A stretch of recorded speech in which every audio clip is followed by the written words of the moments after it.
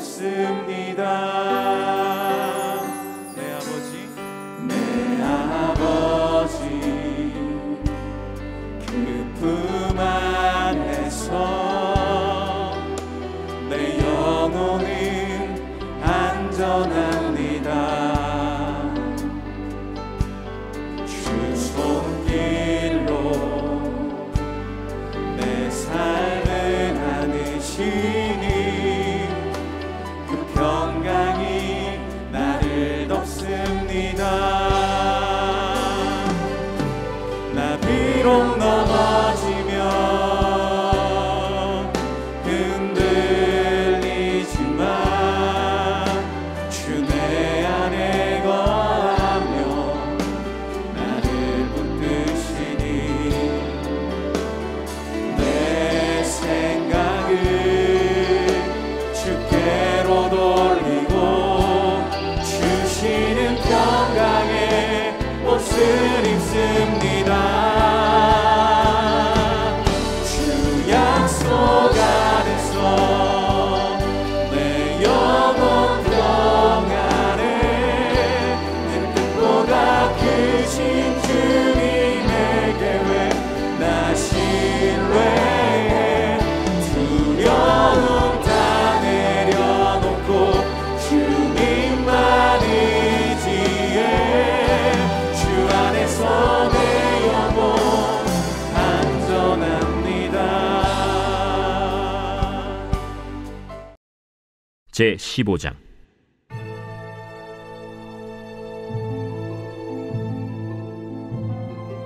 그 후에 압살롬이 자기를 위하여 병거와 말들을 준비하고 호위병 50명을 그 앞에 세우니라.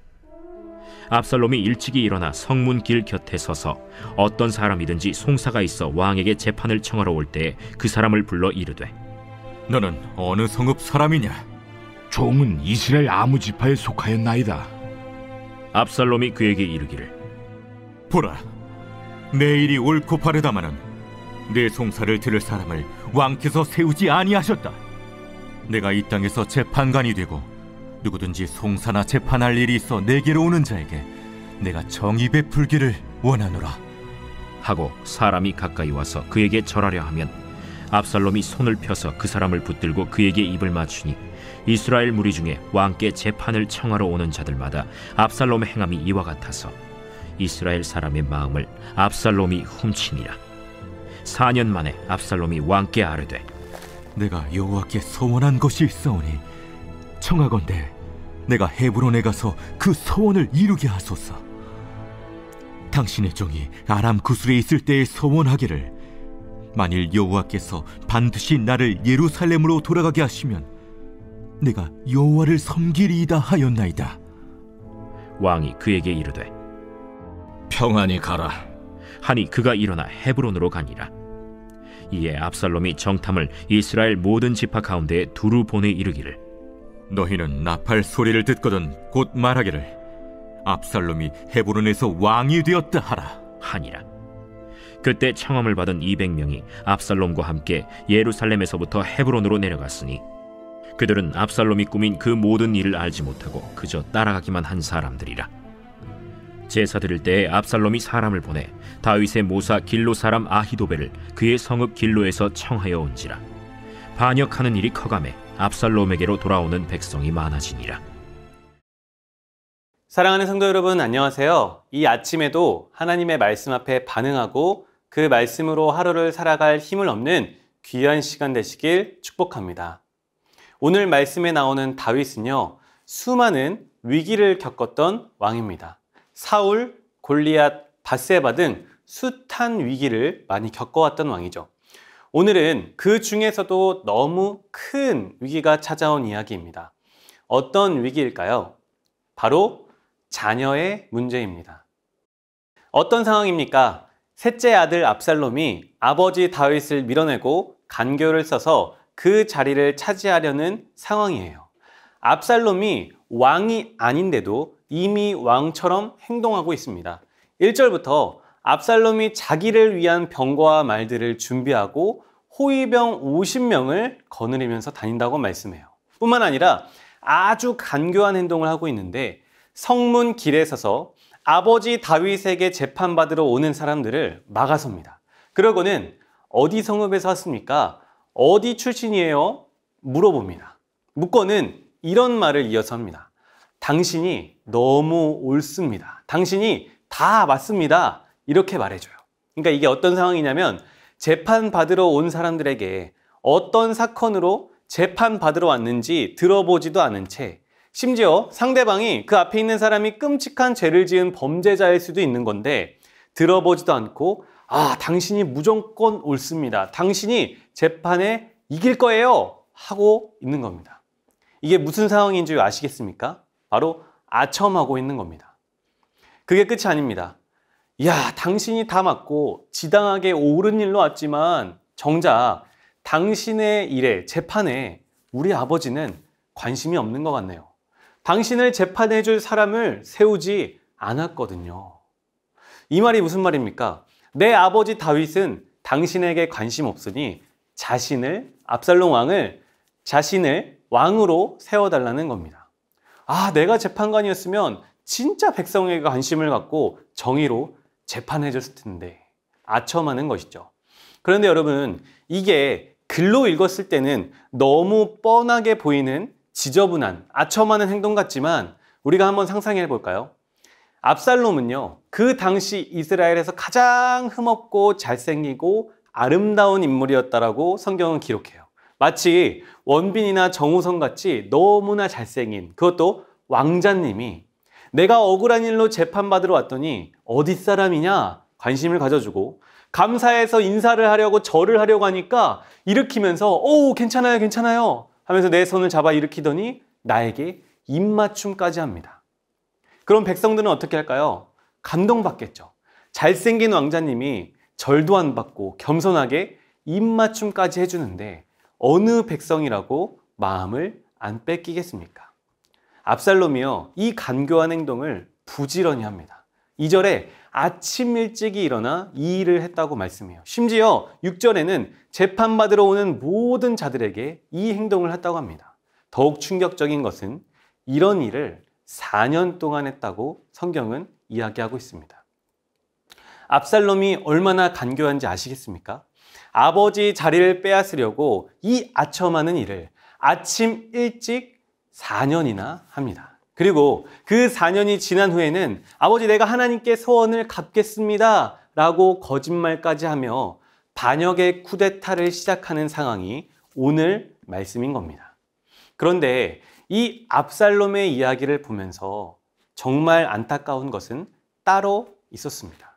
그것은 무엇이냐면 4년간 아첨으로 하나님까지 끌어들여가면서 악한 일을 준비하는 이 압살롬의 행동이 너무나도 잘못했지만 정말 아쉬운 것은 이 악한 자녀 압살롬을 향한 아버지 다윗의 태도입니다.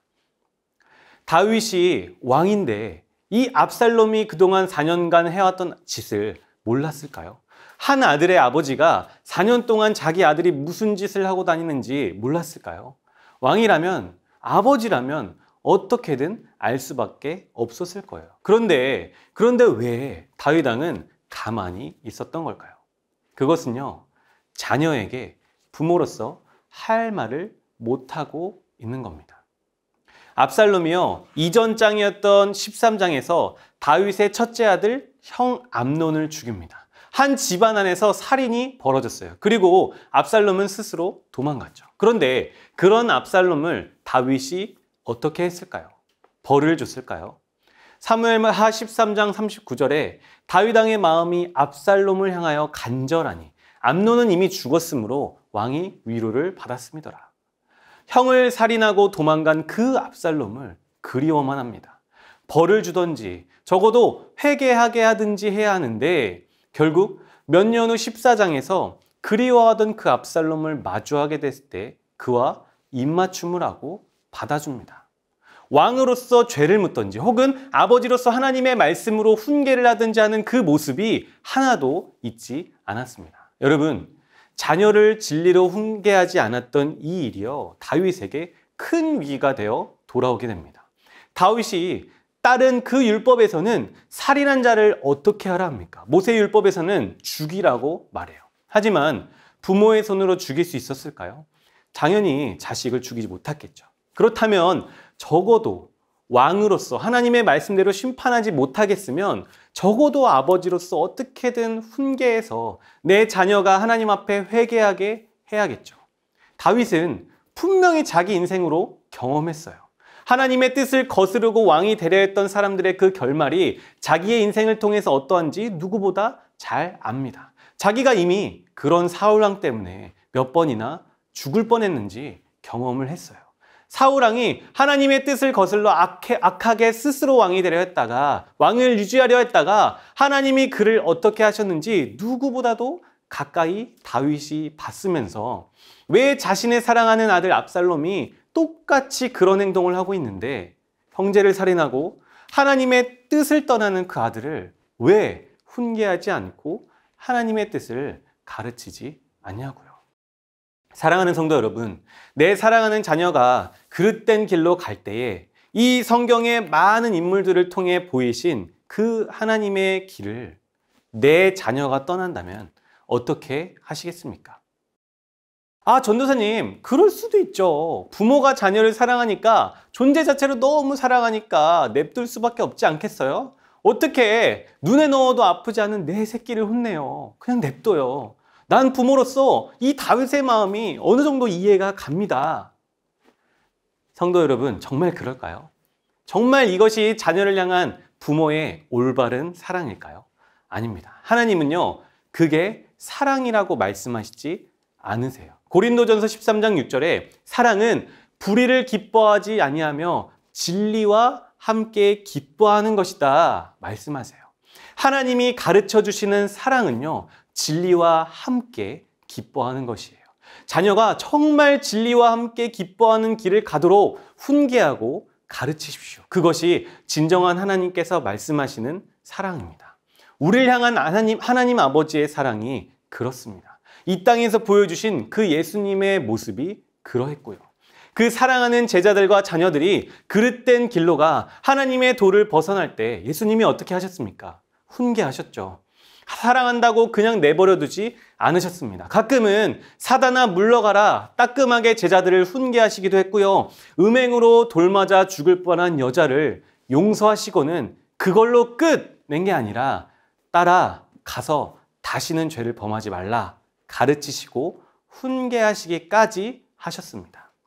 히브리서 12장 6절에서 8절, 11절 말씀에 주께서 그 사랑하시는 자를 징계하시고 그가 받아들이시는 아들마다 채찍질 하심이라 하였으니 너희가 참음은 징계를 받기 위함이라. 하나님이 아들과 같이 너희를 대우하시나니 어찌 아버지가 징계하지 않는 아들이 있으리요. 징계는 다 받는 것이거늘 너희에게 없으면 사생자여 신하들이 아니니라. 무릇 징계가 당시에는 즐거워 보이지 않고 슬퍼 보이나 후에 그로 말미암아 연단받은 자들은 의와 평강의 열매를 맺느니라.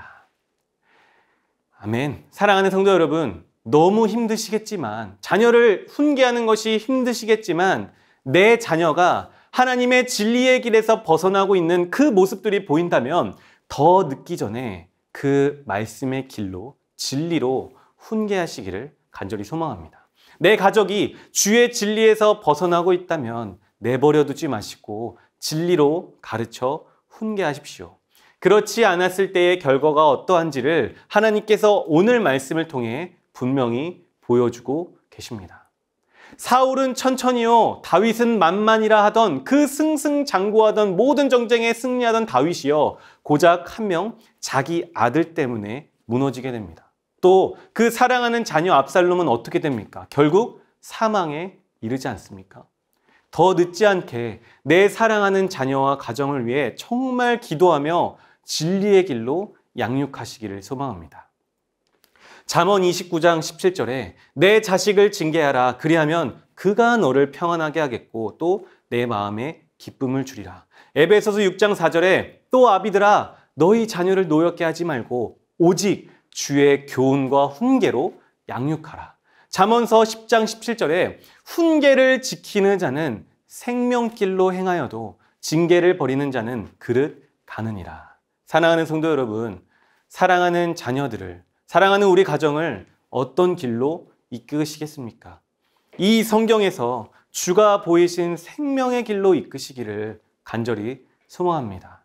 조금 부모로서 서툴고 부족할지라도 하나님의 뜻과 말씀으로 가정을 돌보시기를 간절히 소망합니다. 전도사님, 저는 믿고 하나님께 다 맡겼어요. 하나님이 다 가르치실 거니까 괜찮아요. 맞습니다. 그러나 먼저는 부모님이 삶으로 먼저 보여주셔야만 합니다. 이 땅에서 하나님의 말씀을 따르며 애쓰는 그 삶이 무엇인지, 예수님을 닮아가며 그분의 성품이 깃드는 성도들의 삶이란 어떤 것인지 우리가 먼저 보여주기를 간절히 소망합니다. 하나님이여, 그렇게 우리들을 하나님의 거울로, 여러분을 자녀에게 하나님을 대언하고 보여주는 하나님의 형상을 보여줄 사명자로 세우셨습니다. 제가 그걸 경험했어요. 믿음이 없으신 아버지 때문에 너무나 하나님 아버지에 대한 왜곡이 많았고요. 반대로 믿음이 좋으셨던 어머니 때문에 너무나 하나님에 대해 잘 알 수 있었습니다. 이렇게 부모는 하나님의 거울이고요. 자녀는 부모의 거울입니다. 오늘 다윗의 가정을 보면서도 똑같습니다. 아버지 다윗이 우리아를 죽인, 밧세바의 남편 우리아를 죽인 그 살인의 죄를 그대로 자녀들이 이어나가요. 그래도 자신은 회개했다면 자녀들도 그 회개의 길로 돌아서도록 도와주고 도와야 하는데 다윗이 그러질 못합니다.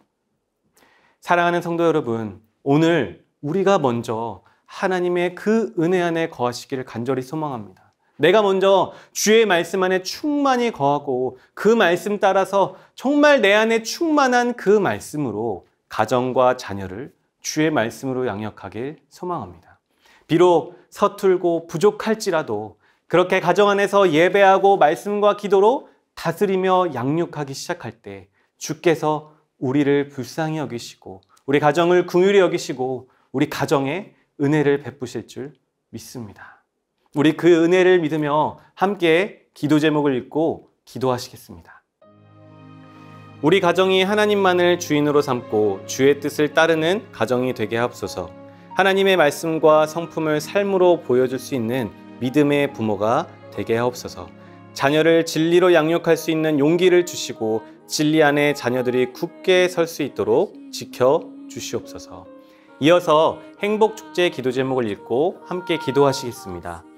이번 행복주체를 통해 온 교회와 성도가 구원의 감격과 전도의 열정으로 뜨겁게 타오르게 하사 전파하는 교회로서의 사명을 넉넉히 감당케 하소서. 기도하며 작정한 VIP 전도 대상자들의 마음을 주의 은혜로 덮어주사 이번 행복축제를 통해 우리의 영원한 생명이여 소망 되시는 예수님을 만나고 더 사랑의 교회의 한 가족이 되는 기쁨과 감사가 넘치게 하소서. 행복축제를 준비하는 모든 과정 속에 주의 일하심을 보게 하시고 11월 11일과 13일에 강사로 세우신 정선희 집사님과 강신일 장로님 그리고 이인호 목사님에게 성령의 능력을 덧입혀 주시고 말씀과 삶의 간증을 통해 복음이 온전히 선포되어지게 하소서. 함께 기도하시겠습니다.